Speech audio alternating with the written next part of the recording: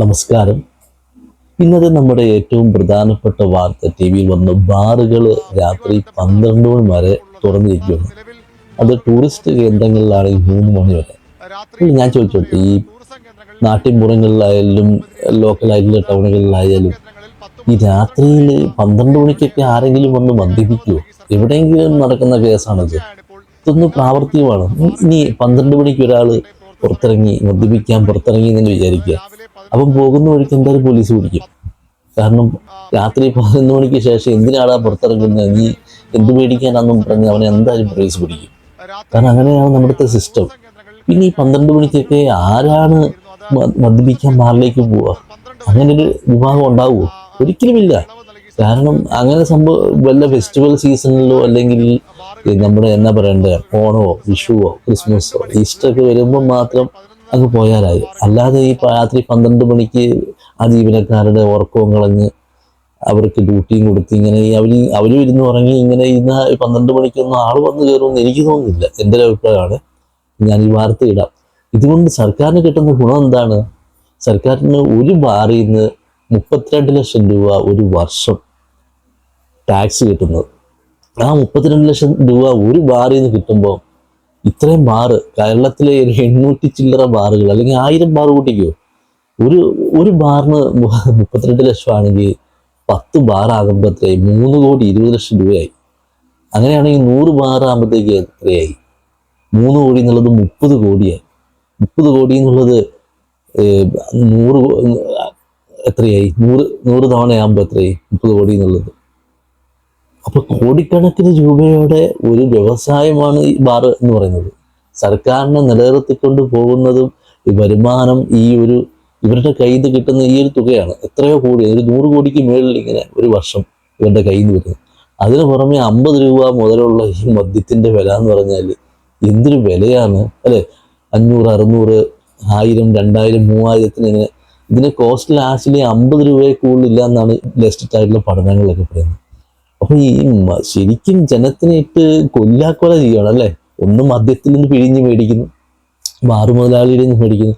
ഇത് കഴിഞ്ഞ ഉമ്മൻചാണ്ടിയുടെ സർക്കാരിന്റെ കാലഘട്ടത്തിലും ഉമ്മൻചാണ്ടി എന്താ പറയട്ടെ ഇലക്ഷന്റെ ആയി ബന്ധപ്പെട്ട് വന്നപ്പോഴും ഇതേ ആരോപണങ്ങൾ അന്നും കോൺഗ്രസ് സർക്കാരിനെതിരെ ഉണ്ടായിരുന്നു. കാരണം അന്നും ഇതുപോലെ തന്നെ ബാർ മുതലാളിമാരുമായി ചർച്ച നടത്തിയതും ഇതുപോലെ ഏതോ ഒരു ബില്ല് പുതിയ ബാറുകൾ ഓപ്പൺ ആക്കാനുള്ള ലൈസൻസ് കൊടുക്കുന്നതിനെ പറ്റിയൊക്കെ അന്ന് ചർച്ച വന്നത് ഇങ്ങനെയല്ല, ടാക്സ് അല്ല, ശമ്പളമായിട്ട് പാർട്ടിക്കാർ വാങ്ങിയത് പാർട്ടി ഫണ്ടിലേക്ക് കോടിക്കണക്കിന് രൂപ കോൺഗ്രസിന് കിട്ടിയതായിരുന്നു.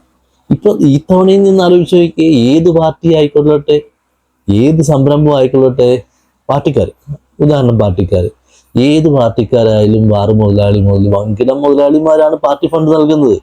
അല്ലാതെ സാധാരണക്കാരനെ കൊണ്ട് തരാൻ പറ്റുമോ? പറ്റുമല്ല. കോടിക്കണക്കിന് രൂപ പാർട്ടിക്ക് സംഭാവന ചെയ്യുന്നത് ഈ മുതലാളിമാരാണ്.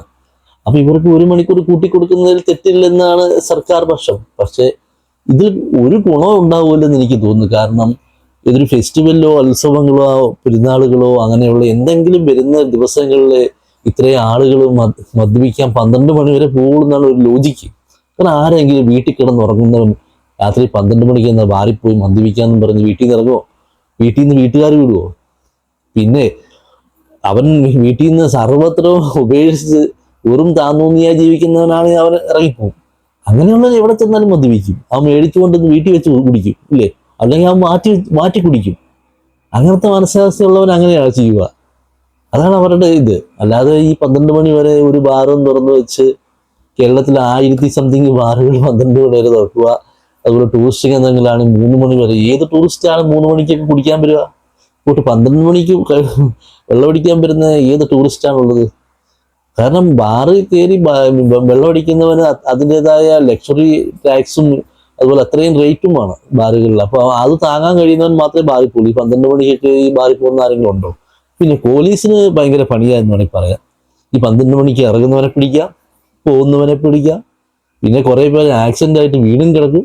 കാരണം ഈ 12 മണിക്കൊക്കെ കണ്ണും കാണാതെ നല്ല ഉറക്കത്തിൽ വെള്ളം അടിച്ച് വണ്ടി എടുത്ത് റോട്ടിൽ കൂടെ ഇറങ്ങും, അപകടം വരുത്തി വെക്കും. ഇങ്ങനെ അല്ലാണ്ട് സർക്കാരിന് കോടിക്കണക്കിന് രൂപ ലാഭം ഉണ്ടാകും ടാക്സ് ഇനത്തിൽ. അതൊരു സർക്കാരിന് ഗുണവളം തന്നെ. കാരണം ക്ഷേമപ്രവർത്തനം നടത്തണമെങ്കിൽ, ശമ്പളം കൊടുക്കണമെങ്കിൽ ഇത് വലിയൊരു വരുമാനമാണ്. ഈ സർക്കാരുകൾ, ഏത് സർക്കാർ ആയിക്കോട്ടെ, ആ സർക്കാരുകളെ നിലനിർത്തുന്നത് ഈ ബാറ്, ലോട്ടറി, ഇങ്ങനെയുള്ള സംവിധാനമാണ്. കാരണം ഇത്രയും റവന്യൂ ജനറേറ്റ് ചെയ്യുന്ന വേറെ എവിടെയില്ല. നമ്മൾ നിസ്സാരമായി പറയുമെങ്കിൽ പോലും ഇത്രയും നികുതി പണം ഉള്ളത് കൊണ്ടാണ് ഇതിങ്ങനെ റോളിങ് നടക്കുന്നത്. ഇത് പെട്ടെന്ന് സർക്കാരുകൾക്ക് നിരോധിക്കാൻ പറ്റില്ല. പെട്ടെന്നൊരു മദ്യ നിരോധനം എന്ന് പറഞ്ഞ് നമ്മൾ അങ്ങനെ പറയുമെങ്കിൽ പോലും ഒരു മദ്യ നിരോധനം പെട്ടെന്ന് നടക്കൂല. കാരണം അതങ്ങനെ ഘട്ടം ഘട്ടമായി കുറയ്ക്കാനേ പറ്റുള്ളൂ. പക്ഷെ അങ്ങനെ ഇരിക്കട്ടെ, അങ്ങനെ മദ്യനിരോധനം ഇവിടെ നടപ്പാക്കുവാണെങ്കിൽ എന്നാ സംഭവിക്കാൻ പറയുന്നത്, യൂത്ത് കംപ്ലീറ്റ് കഞ്ചാവിലേക്ക് പോയി. അപ്പൊ അടുത്ത തലമുറയിലുള്ള ആളുകളും അവരും കഞ്ചാവിലേക്ക് പോകും. ഈ രണ്ടിനും ഒരു ഈക്വൽ ആയിട്ടുള്ള ഒരു ബാലൻസിംഗ് പോയെങ്കിൽ മാത്രമേ പ്രശ്നങ്ങൾ. മൊത്തത്തിൽ മദ്യം നിരോധിച്ചു കഴിഞ്ഞാൽ ഉണ്ടാകുന്ന ഭവിഷ്യത്ത് വളരെ വലുതാണ്. മൊത്തം ബാറുകൾ നിരോധിക്കുക, മദ്യം നിരോധിക്കുക, അപ്പൊ സ്വയം അവൻ ഉണ്ടാക്കും. അല്ലെങ്കിൽ കഞ്ചാവിലേക്കും, അതില് വലിയ ലഹരിയാണ് ഇപ്പോൾ ഒരുങ്ങുന്നത് അല്ലേ. യുവാക്കളൊന്നും മദ്യപിക്കുന്നില്ല, ഇപ്പോൾ പോകുന്ന യുവാക്കളൊന്നും മദ്യപാനമല്ല, അവർ കഞ്ചാവ്, രാസലഹരി, അങ്ങനത്തെ സ്റ്റാമ്പ്, LD, അങ്ങനെയൊക്കെ നൂതന സങ്കേതങ്ങളാണ് അവർ പരീക്ഷിക്കുന്നത് അല്ലെ. ഒത്തിരി നൂതനമായിട്ടുള്ള ഈ മദ്യത്തിലേക്കൊക്കെ ആളുകൾക്കുള്ള അഡിഷൻ യുവാക്കളിലേക്ക് കുറഞ്ഞു. അവർക്ക് കഞ്ചാവാണ് വേണ്ടത് അല്ലെ. കഞ്ചാവ്, ലഹരി വസ്തുക്കള്, അതിനേക്കാൾ വലിയ ലഹരിയുള്ള വസ്തുക്കളൊക്കെ ഇങ്ങനെ വിദേശങ്ങളിൽ നിന്നൊക്കെ ഇറങ്ങുന്നു കേരളത്തിലേക്ക്. കഞ്ചാവ് ഒഴുകുക. അപ്പൊ മദ്യത്തിനൊന്നും യാതൊരു വിലയില്ലാത്ത കാലഘട്ടം. ഇപ്പം യൂത്ത് ആയാലും കോളേജിൽ പഠിക്കുന്നവരായാലും അവർക്കൊന്നും ഈ മദ്യമൊന്നും ആർക്കും വേണ്ട. കാരണം മദ്യത്തിനേക്കാളും 3 ഇരട്ടി പവറുള്ള സാധനമൊക്കെ ഇപ്പൊ ഈ രാസലഹരിയൊക്കെ ഉള്ളത്. അപ്പൊ ഈ സർക്കാരിന് ഇതുകൊണ്ട് വലിയ ഗുണമുണ്ടോ എന്ന് ചോദിച്ചാൽ ടാക്സ് കൂടുതൽ കിട്ടും. ബാർ മുതലാളിമാർക്ക് വലിയ ഗുണമൊന്നും സംഭവിക്കാൻ പോകുന്നില്ല. 2 പേരെ ഡ്യൂട്ടിക്ക് അധികം ഇടണം. രാത്രി വരെ ഈ ബാർ തുറന്നു വെച്ചിരിക്കണം. ഈ രാത്രി തുറന്നു വെക്കുന്നത് മാത്രമല്ല, രാത്രി വരുന്നവനൊക്കെ കുഴ പറഞ്ഞവനായിരിക്കും. അവൻ വന്ന് ഈ ബാർ മുഴുവൻ അടിച്ച് തകർക്കും. അടി, പിടി, കേസ് എന്നും ഇത് തന്നെയാവും. പിന്നെ ഇവർക്ക് തന്നെ ഒരു തലവേദനയാവും. പിന്നെ ഇവരത് തുറക്കാത്തൊരവസ്ഥ വരും. അങ്ങനെ സംഭവിക്കാൻ പോകുള്ളൂ.